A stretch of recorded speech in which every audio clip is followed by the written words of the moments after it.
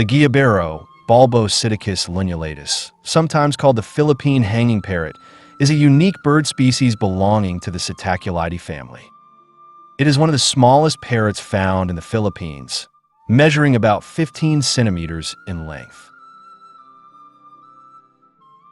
Its name, GUAIABERO, is thought to originate from local dialects, possibly referring to its quiet nature and discreet presence in the forest canopy.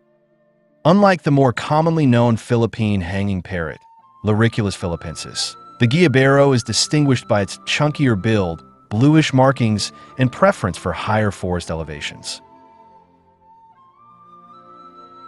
GUAIABEROs inhabit a range of forested environments, from lowland primary forests to mossy mountain regions. They are most commonly found in Luzon, Mindoro, Samar, Leyte, and Mindanao, though their population density varies depending on forest availability.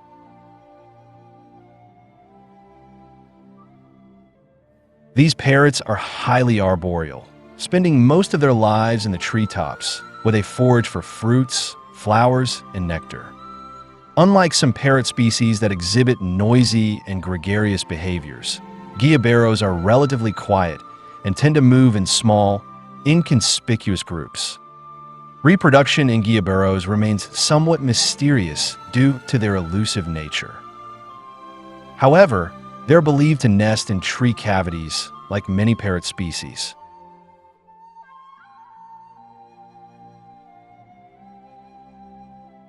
Their breeding season likely coincides with fruiting periods in the forest, ensuring an ample food supply for their young. The parents are thought to be highly attentive, as parrot chicks require extended care before they become independent. The conservation status of the GUAIABERO is currently classified as least concern by the IUCN, but habitat destruction poses an ongoing threat. The loss of Philippine forests due to logging, agricultural expansion, and urban development continues to shrink their natural habitat.